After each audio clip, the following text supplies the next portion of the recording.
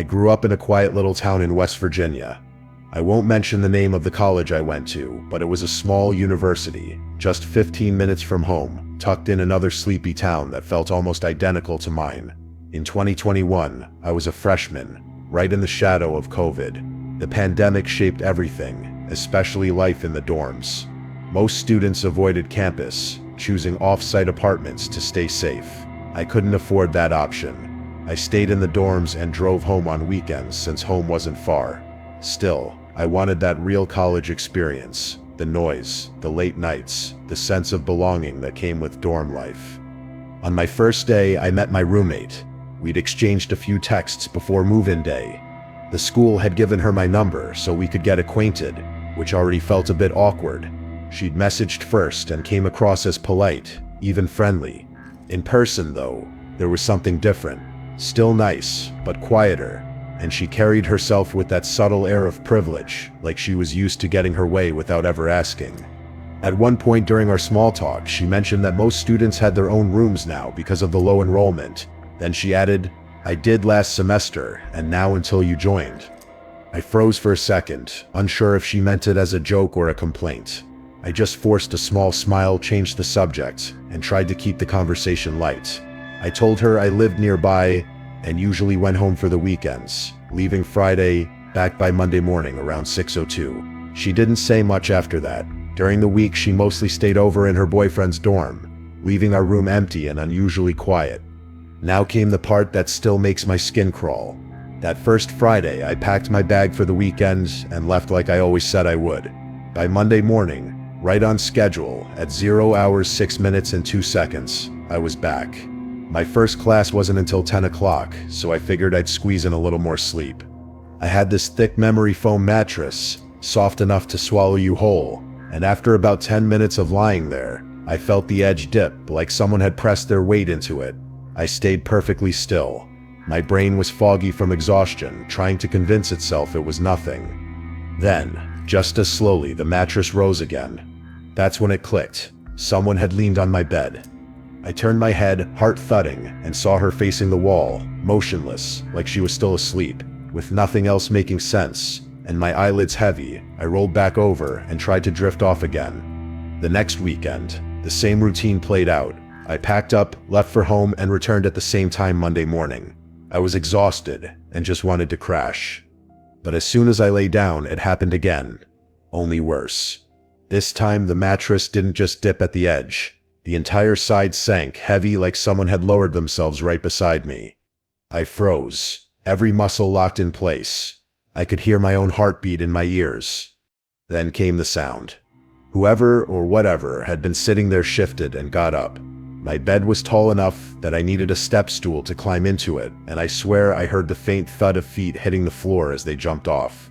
I held my breath and finally forced myself to look over. She was in her bed again, facing the wall, motionless, just like last time. My thoughts scrambled. Was I hallucinating from exhaustion? Was this sleep paralysis? But no, my fingers twitched. I could move. Could someone have slipped into our room? No one else had keys. I lay there in the dark, clutching at logic, convincing myself I was overtired, imagining things. Eventually, against every instinct, I shut my eyes and drifted back to sleep. When Monday rolled around again, the air in that room felt heavier than usual. I walked in and saw her lying there, this time facing my bed. She looked like she was asleep, but it still made my stomach twist. I climbed onto my bed, trying to act normal, trying to convince myself nothing would happen. 5 minutes later, the mattress dipped. My entire body went rigid. I squeezed my eyes shut as the weight settled next to me. Whoever it was just sat there, silent. Then a hand, a cold palm on the back of my neck. My heart stopped. Every nerve in my body screamed to run, to scream, but I couldn't move. They didn't squeeze. They just held me there. Time lost all meaning, minutes stretched like hours. Finally, the weight shifted off the bed. I stayed still for a long moment, my pulse hammering in my ears, before I dared to turn. She was on her bed again, back to me, asleep just like always. I didn't care anymore. I bolted out of the room, phone in hand, and called my mom, shaking. I skipped class. I told her everything. She reported it to the school, and they let me switch rooms. Thank God. They even asked if I wanted to involve the police. But what proof did I have? It was my word against shadows in the dark. All I asked was that they never assign her another roommate. After settling into my new room, the quiet finally gave me space to think, and that's when the memories started piecing themselves together. I remembered something she'd said early on, almost offhandedly, that she'd had a roommate before me who didn't last long. She never explained why. I hadn't thought much of it then, but now it felt like a missing puzzle piece I hadn't noticed before. And then there was the drawer. I'd seen her open it once, locked, hidden away under her desk. Inside were rows of prescription bottles, at least 10 of them. When I asked, she said they were for a skin condition, smiling like it was nothing. At the time, I believed her. But replaying everything now, the nights, the weight on the bed, that hand on my neck, I couldn't help but wonder, was it really just medication for her skin? Or was there something else? Something darker that no one had told me? A few days later, I realized I'd left a book and a binder back in her room. The book didn't matter, but she actually messaged me about it, urging me to come get it. I told her I was busy settling into my new room and focusing on school, but to avoid raising suspicion, I said I'd swing by. My old key still worked. When I slipped it into the lock and stepped inside, the room was empty. Relief washed over me. I quickly gathered my things, ready to leave. But when I turned around, she was standing in the doorway, silent. I hadn't heard the door open. I hadn't heard a key, just her, blocking the exit. I forced a smile, my pulse drumming in my throat. She didn't speak at first. I tried to walk past, but then she asked, "Where's your new room?" I told her it was on the first floor. "Which hall?" she pressed. I lied. "What's it near? The stairs, the front, the office?" She kept asking. "I don't remember," I said, but she didn't stop. I finally muttered another lie. "It's near the stairs," and pushed past her, leaving without looking back. I never saw her again after that. For a long time I thought about warning her boyfriend, but fear kept me silent. Even now, I replay it all.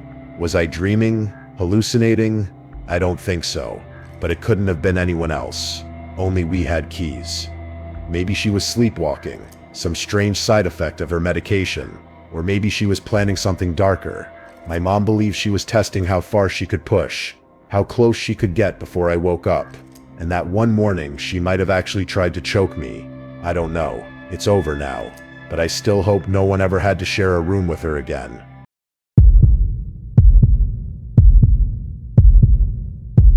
This happened during my time at university.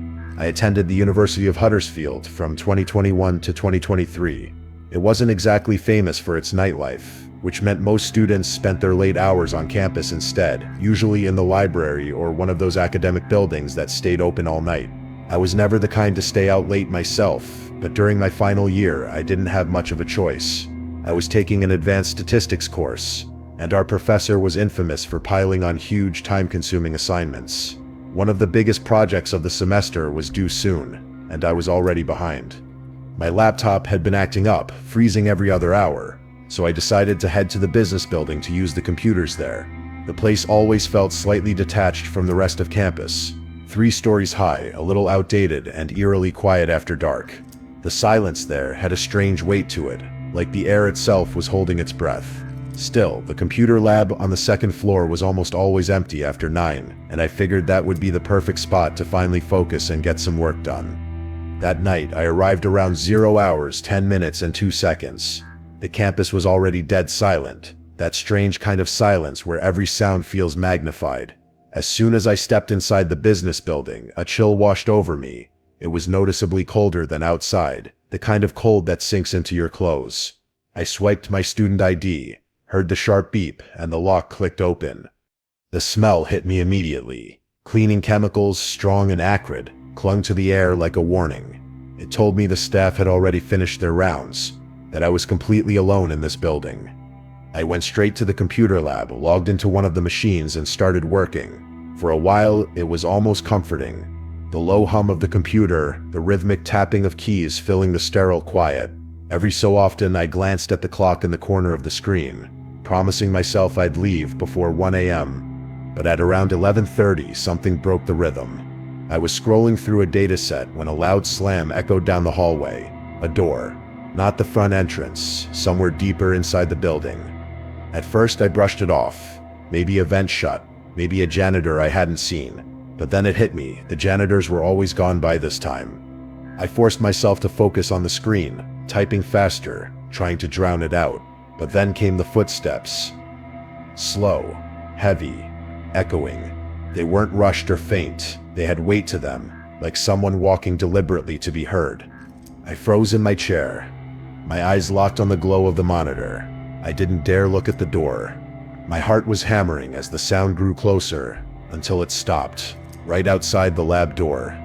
There's a small window set into the door, just big enough to see out if you lean back, but I couldn't bring myself to move. I sat there, breath held, every instinct screaming at me to stay absolutely still. After maybe 10 seconds of that awful silence, the handle began to rattle. Not a casual jiggle, not someone fumbling for a key. This was deliberate. It sounded like whoever was on the other side wanted me to know they were there, wanted me to hear them trying. My heart went wild. The lab doors locked automatically after a certain hour. Whoever it was shouldn't have been able to just walk in. But the way the metal clattered against the latch over and over made my stomach twist, a cold sweat forming on my neck. After what felt like forever, maybe 30 seconds, the rattling stopped. Footsteps started again, slow and measured, moving down the hallway until they faded completely.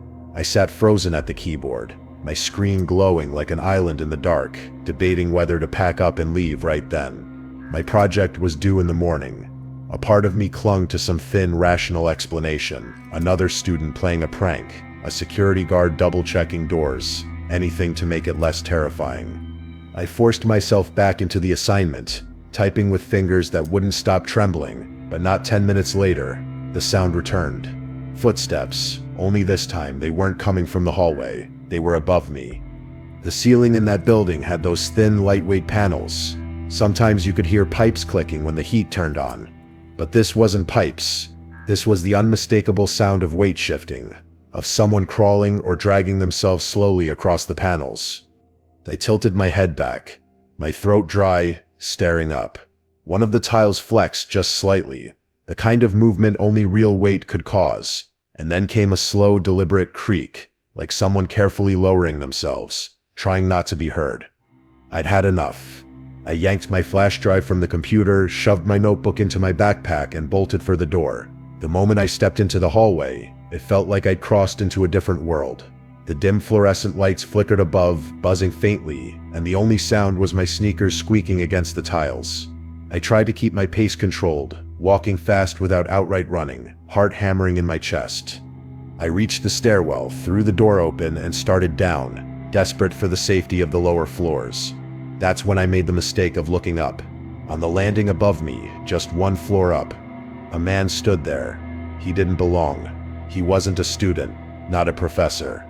His clothes were baggy and torn, his face half hidden in shadow, but I could see his mouth stretched wide, like some unnatural grin. He didn't move. He just stared at me, cold and still. I bolted. Down the stairs I flew, almost tripping over my own feet. I burst through the first floor door, sprinting for the front entrance. My ID card barely registered in time, the lock clicking open as I shoved the door and ran across the campus, never daring to look back. I didn't stop until I was inside my dorm, door locked tight behind me, my back pressed against it, gasping, heart still hammering, trying to convince myself I was safe. The next morning I went back, only because I had to hand in the project. In the daylight, the business building felt like an entirely different place. Brighter, busier, harmless even. But as soon as I stepped inside, something made my stomach drop. Above the desk where I'd been working, one of the ceiling tiles was gone, and so was the tile from the corner, the same corner I'd seen shift the night before. It hit me then with a cold clarity. Someone had been up there watching me, rattling the door handle just to scare me, and when they couldn't get in, they'd crawled back into the ceiling to find another way. I don't even want to imagine what would have happened if he'd managed to drop down into the lab before I ran. All I know is I'm buying a new laptop, and from now on I'll finish my assignments in the safety of my dorm.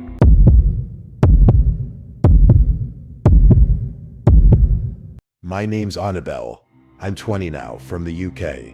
But this happened when I was 16, back in what we call college here.